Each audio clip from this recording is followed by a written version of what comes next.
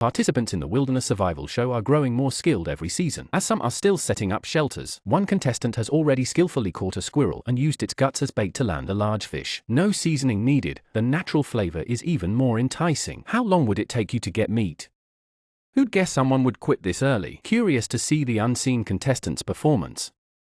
The first to enter the game is Craig, and he is quite excited. He has applied every season. Finally, he's in. Given the grizzlies nearby, being well prepared and armed is crucial. He's keen to avoid becoming a grizzly's first meal. Making a living as a lumberjack, his favorite pastime is exploring the woods, bringing back some snacks for an extra meal. He is quite confident in his wilderness survival skills, often spending weeks alone outside. He's yet to live near a grizzly, but whenever possible, he teaches his son survival skills, dreaming they'll one day embrace wilderness life together. I just don't know if the production team can wait until they grow up. If he wins the prize money this time, his family could do more beneficial things. Craig is poised for any challenge, be it a grizzly or more, ensuring a brighter future for his kids. Craig is sure he can handle any threat within his shooting range. Bushes clutter the view, slowing progress, making walking quite slow. It took some time to get to the river. There are quite a lot of footprints from grizzly bears and turkeys. With some luck, he could snag a turkey for a meal. Then, he suddenly hears a noise. Venturing back into the jungle, he's surprised to find a paper squirrel right away, a sight that fills him with joy, hoping it becomes a regular meal. I originally thought Craig wouldn't hit it, but he caught the squirrel and brought it in front of the camera. Goodness, he hasn't even sorted out his shelter, but he has solved tonight's meal and can even use the innards as bait to catch fish. The start can be said to be quite perfect, and he doesn't forget to hold a small celebration for his successful hunt. He feels that coming to live alone in the wilderness is fantastic. Turning to Sarah, she's already constructed her shelter. Her biggest concern isn't the challenges of surviving in the wild, but forgetting to change the camera batteries. The beginning part wasn't recorded. She hopes the production team's batteries will change themselves. Together, she and her husband operate a fishing cabin. It's often him leading their wilderness survival outings, despite their remote living situation. But life is quite joyful. There are also bears around, so coming here to compete feels just like coming home. I just don't know if there are many fish here. I hope to utilize my fishing skills if I can win the prize money. Her husband's health means he can't join, which dims their hopes for the prize. Winning could have led to their early retirement. All our bags are packed and set. Now, let's find nearby food we can eat. We've got bears and wolves around our area. I'm very clear on how to deal with them. My mindset is quite good. The most common and easiest food to get at the start is surely berries, impossible to deplete before winter. Sarah also stumbled upon mushrooms. Consuming them now won't lead to visions of elves dancing. Starting with berries, he's already content. While returning, I spotted beavers in the lake. I wish I had brought a bow and arrow to have beaver for dinner tonight. I hope to see it again later, then I can make a trap to catch it. Blake is being very cautious, very worried about getting lost in the jungle. He saw many berries along the way but had no mood to pick and eat them. Finding an open area was tough, and sadly, it wasn't right for setting up a shelter. Being near water would be ideal, especially for fishing. Thus, it's easier for me to fish. Blake often heads into the wild for a fresh meal.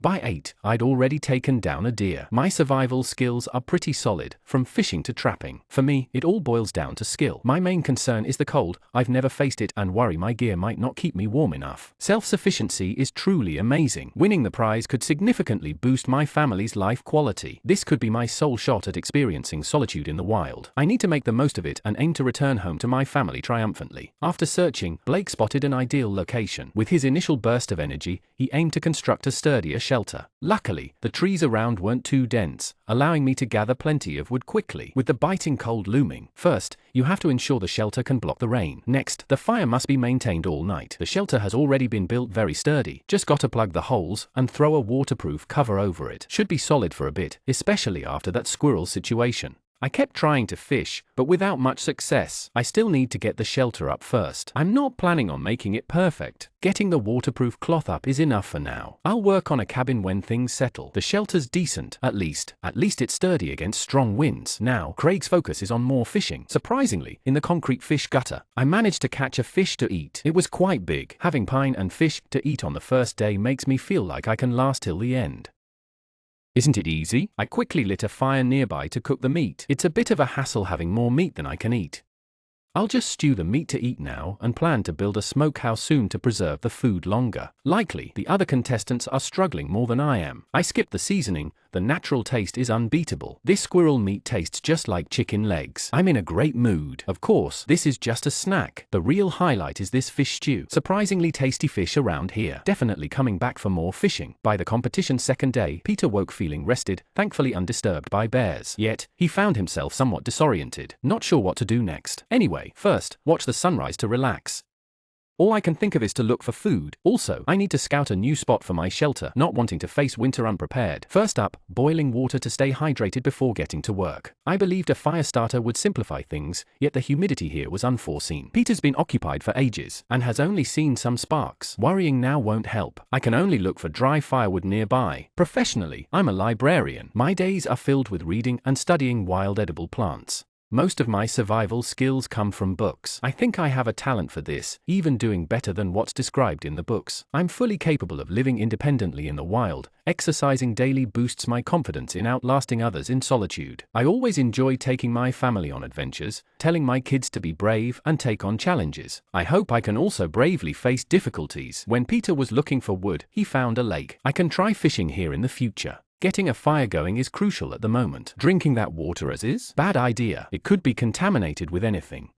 A hunting trail's right here, and just in. Bear droppings. Seems old, but it's definitely bad news. The shelter needs to be far from this path. He doesn't want to see a bear wandering around at night. Those bears, in preparation for winter, will bite anything.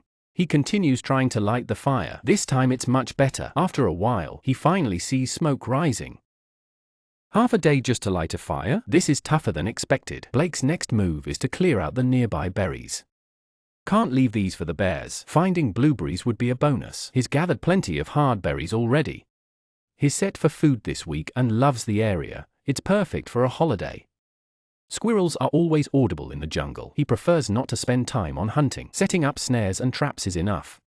It all depends on their fate. Setting traps is particularly simple. Just place snares where they might pass. Leaving it to fate is key. Eventually, meat will come naturally. Initially, his plan was to boil water. Surprisingly, the fire died quickly. Looks like more firewood is needed. Blake had just taken off. Suddenly, a squirrel showed up on camera. Quite daring, he quickly grabbed his weapon to pursue. With this arrow, there's easily meat to eat. This food delivered to the door, if only there were more. Next is the pleasant processing time. Try to keep the fur intact. After accumulating more, he can make a big bunch. He seems to want to eliminate all the squirrels here.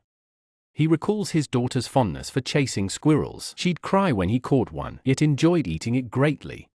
He favors stewed meat, yet wild greens are scarce. Still, just having meat is a win. He loves this solitary wilderness life. His spirits are high, just wishes for a daily squirrel meal. Sholana has already rebuilt the shelter. The scale looks quite impressive, just not sure if it can withstand the cold. He's concerned about losing hair, knowing how crucial outdoor nutrition is. The upside? It keeps him warm at night. He must keep upgrading his shelter to stay warm beyond winter, given its proximity to the lake. Nearby forests will shield him from the wind. He's dedicating today to this task. However, his physical strength is a concern. He's concerned that shelter repairs might exhaust him for days. Still, he must find food if possible. He's unsure where Haley, spotted previously, has vanished. Sarah felt low at that moment. Then, she seemed to detect a strong presence in the water. Without hesitation, Sarah grabbed her bow and arrow, taking aim as Haley swam closer. This thrilled her immensely, uncertain if her shot would land. Sarah noticed her arrow was still, uncertain if the beaver lingered. She felt compelled to venture into the water. Sarah was pushing her limits for the beaver, aware she hadn't properly made a fire. Getting too cold meant being carried home. Sarah trembled from the cold water, missing the beaver entirely. She needed to rush back to get warm and dry. She didn't know if she could catch that beaver later. Jack was busy looking for food to hunt. So far, he had only seen big birds in the sky. He couldn't shoot those. Jack used to be a professional falconer, quite familiar with falconry. His wilderness survival skills were mostly taught by his father, especially good at fishing. He could fish all day alone and had hunted many animals by himself. He had never tried hunting bears, something he was really looking forward to. His kids also loved playing outdoors.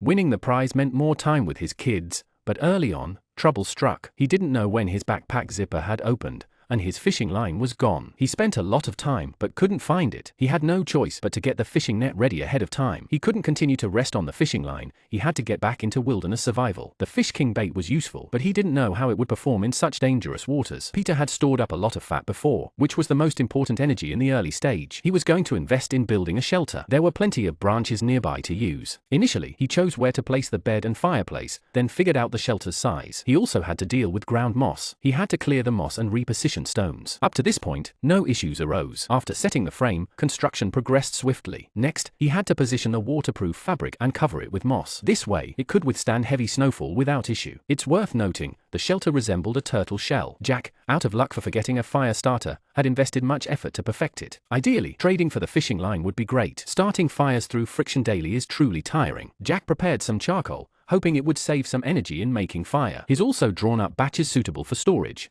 It just needs a simple assembly, and it looks pretty good, even defensible, for him. This firebox is more useful than a fire stick. The finished product looks quite nice, and Jack's belt buckle is made of carbon steel. He specifically acquired it for fire creation. His survival skills are impressive, though his fortune seems lacking. Keeping this box secure means he'll be free from survival troubles. By day 5, Jack's been without meat for ages. He could only check the fishing net's success. With the river freezing, it was unclear how viable fishing remained. There was no catch in the fishing net. Jack had to focus his energy elsewhere, like hunting a lost beaver. The gap was somewhat wide. He tossed a leafy willow branch into the water, hoping the beaver would approach to tidy it. Uncertain of its arrival, he had no choice but to wait. At that moment, Jack felt quite disheartened. He sensed imminent failure and departure. Then, Kolig ingeniously proposed transforming an arrow quiver into a water vessel. He felt quite clever about his idea. Next, he had to craft a basic bow and quiver. The arrow tips were razor sharp. Accidentally touching the sharp arrowheads could lead to tetanus concerns. Trimming the arm guard and removing extra bits. The bow and arrow could be placed on top, allowing him to draw his sword even faster. He couldn't wait to go hunting. Numerous bear tracks dotted the coast, yet identifying the fresh ones proved challenging, especially with squirrel tracks being more recognizable. Today was lucky to see the tracks of Nalu. He hurriedly followed to see. His hunting strategy was very simple. He'd take whatever he could haul. Surprisingly, he found himself across the swamp, spotting Nalu resting there. The gap between them was significant, reducing today's hunting prospects. His only option was to trace the river for a better spot. Kolig slowly made his way around. So far, Nalu had no reaction. He felt he had to try. He'd honed this call for ages. Just as he hoped to hunt, Nalu glanced over. Nalu started to retreat. That really frustrated me. I imitated the call so well, yet I couldn't even attract Nalu. I tried to call out louder, and we were getting closer, less than 200 meters apart. Kolig wanted to get even closer, but when the distance was less than 100 meters, he knew he couldn't get any closer. He picked up his bow and arrow, aimed, and shot. However, Nalu just stood there, unmoving. Kolig missed his shot, frightening Nalu off. Yet, he was determined not to abandon the chase and intended to track it down. As long as I can get one, I'm sure to secure the championship. It's just uncertain if I'll encounter Nalu again. Let's see what unfolds.